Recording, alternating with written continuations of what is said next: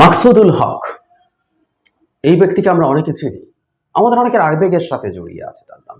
আমারও আবেগের সাথে জড়িয়ে আছেন। আমরা সেই মানুষ যারা বাংলাদেশে ব্যান্ডের মুভমেন্টটা যখন গ্রো করছে, আমরা বড় হয়েছি তার সাথে। সুতরাং ফিডব্যাক মাকসুদুল হক আমাদের আবেগের সাথে জড়িয়েছিলেন।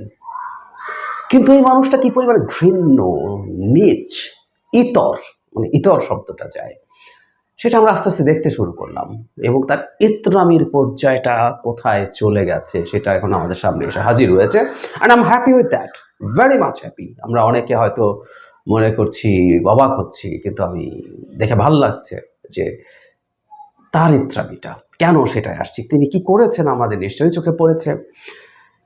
আমাদের এই মুভমেন্টের গুরুত্বপূর্ণ একজন সমন্বয়ক হাসনাত আবদুল্লাহ বলেছেন বিপ্লবীদের ফাঁসির দড়ি এগিয়ে আসছে।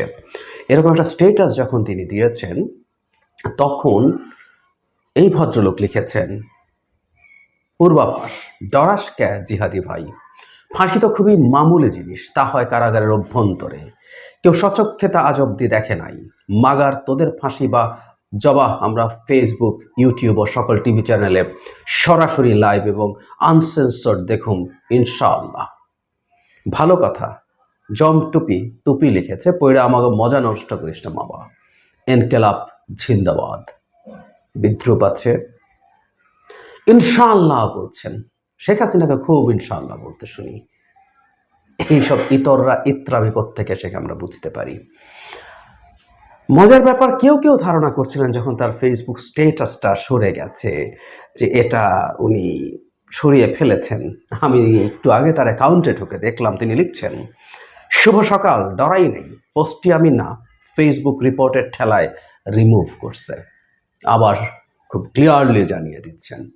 কেউ কেউ বেনিফিট অফ ডাউট দিচ্ছিলেন উনি কি ইনটক্সিকেটেড, মানে সোজা বাংলায় নেশাসক্ত অবস্থায় এটা দিয়েছেন, কারণ অনেকের কাছে এটা এতটাই অবিশ্বাস্য লেগেছে। আমি একটু পেছনে যাই। 5 আগস্টের পর এই ভদ্রলোক একটা কলাম লিখেছিলেন একটা পত্রিকায়, এবং যেটাতে আমার আর্গুমেন্ট ছিল এটা তাকে কেউ ইংরেজিতে লিখে পাঠিয়েছে এবং তিনি সেটা তার নামে চালিয়ে দিয়েছেন। ওটার একটা যৌক্তিক সমালোচনা, ক্রিটিক করা যায়, আমরা করেছি, যেখানে তিনি এই মুভমেন্টকে নানাভাবে আমাদের যে মনসুন রেভলিউশন কেউ বলছে, তারা এটাকে আষাঢ়ে আন্দোলন, অভ্যুত্থান এসব বলছেন, নানাভাবে বাজে স্টিগমাটাইজ করেছেন, পুরোপুরি মৌলবাদীদের দখলে চলে গেছে, সবাইকে মৌলবাদী ট্যাগ করে। ঠিক ওদের বাপ আছে তো ভারত, ওই বাপ ভারত যা যা বলেছে, যা যা বলেন, ঠিক একই রকমভাবে এগুলো করেছেন। এবার যেটাই আসলেন সেটা তো সব সীমা ছাড়িয়ে গেছে। আমি জানি না এই ভদ্রলোক কোথায় আছেন। এটা মারাত্মক একটা ফৌজদারি অপরাধ। এটার ব্যাপারে এটার জন্য তাকে আইনের আশ্রয় নিয়ে আসা উচিত। দেশে আছে কিনা না থাকলেও তার বিরুদ্ধে সেই রকম মামলা হওয়া উচিত। কি পরিমাণ ঘৃণা, কি পরিমাণ বিদ্বেষ এই লোকগুলোর ভেতরে কাজ করে। অথবা ফান্ডেড হতে পারে, আওয়ামী লীগ বহু টাকা পয়সা ছড়াচ্ছে, মাকসুদ সাহেবের মতো কাকের অভাব আসলে ওই টাকা ছেটালে হয় না, সেটাও বলতে পারি আমরা। হয়তো সেটা আমরা এখন ফেসবুকে বহু মানুষকে এই মাকসুদ সাহেবের মতো, উনি তো খুব এক্সট্রিম পর্যায়ে গেছেন, কেউ কেউ না এখন কিচ্ছু হচ্ছে না, আগে আরো অনেক ভালো ছিল, দেশের ডিজাস্টার হয়ে গেছে ইউনূসের হাতে। হ্যাঁ, এসব ক্ষেত্রে বহু মানুষ মানে প্রিভিয়াসলি বেনিফিটেড, শুধু না হয়তো ফান্ডেড হচ্ছেন, মেবি। এতে কিছু আসে যায় না, এই লোকগুলোকে আমরা চিনি। যাই হোক, মাকসুদের এই ধরনের বক্তব্য, মন্তব্য এসে আমি হ্যাপি হয়েছি। এগুলো আমরা ডকুমেন্ট করে রাখবো। ওটা ফেসবুক সরাক আর উনি নিজে সরাক, আমরা ডকুমেন্টেশন করে রাখছি। এগুলো প্রত্যেকটা গুরুত্বপূর্ণ দলিল। আমি প্রায় একটা কথা বলি, এই অভ্যুত্থানের সময় যা যা হয়েছে জুলাই আগস্টে, তার আগে দীর্ঘ 15 বছর যেসব অসভ্যতা, বর্বরতা এবং ইত্রামি আওয়ামী লীগ করেছে, এগুলোর ডকুমেন্টেশন আমরা করব। অনেক কিছুই করা আছে, করার কাজ চলছে, এবং পরবর্তীতেও যা যা করছে, মানে এই বিভৎসতা ঘটানোর পরও এই ইতরদের কোনো রকম কোনো অনুতাপ নেই। টপ ইতর থেকে শুরু করে এই বটম ইতর পর্যন্ত প্রত্যেকের কথা বলছি, কোনো অনুতাপ নেই, এবং বরং পাল্টা এই রকম হুমকি তারা দিচ্ছে, তারা এই করে ফেলবে, সেই করে ফেলবে।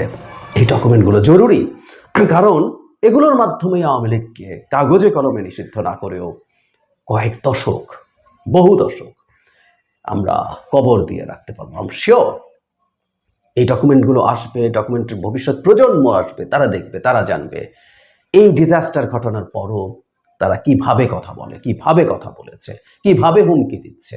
এই হুমকি তারা দেন এভাবে, কারণ তারা জানেন তাদের যে লিস্ট কিছু সমর্থক বাকি আছে, তারাও তাদের মতো ইতর সাইকোপ্যাথ, তারাও এগুলো খায়, এই হুমকি তাদের ভাল লাগে। সেই কারণে সেই অডিয়েন্সের জন্য বলছেন। আমি মাকসুদুল হককে অনুরোধ করব, আপনার ইত্রামি আপনি আর একটু চালিয়ে যান, দেখি, খুব ভালো লাগবে দেখতে। এগুলো আপনার দল, যে দলের হয়ে আপনি এসব করছেন বা টাকা খেয়ে করছেন, যাই করুন না কেন, তাকে ডোবাবে, শিওর থাকেন। কিন্তু এটুকু বোঝার মতো বুদ্ধি এই লোকগুলোর নাই। যেমন শেখ হাসিনাও বোঝেন নাই, তিনিও ভেবেছিলেন ভারতকে দিয়ে, ভারতকে ব্ল্যাঙ্ক চেক দিয়ে আজীবন ক্ষমতায় থাকবেন, 41, 71, 2071 পর্যন্ত থাকবেন। এগুলো বোঝেন নাই। ঠিক একইভাবে একই স্টুপিডিটি এখনও দেখছি। অনিবার্য সাইকোপ্যাথদের লক্ষণ এগুলোই। আমরা চাই তিনি এবং আরও কিছু কিছু ইতর আছে তার মতো, তাদের ইত্রামি ফুল স্কেলে চালিয়ে যাক, ক্রমাগত আসুক, এবং ফেসবুক সেগুলো ডিলিট করার আগে যেন আমরা অন্তত স্ক্রিনশট নিয়ে রাখতে পারি।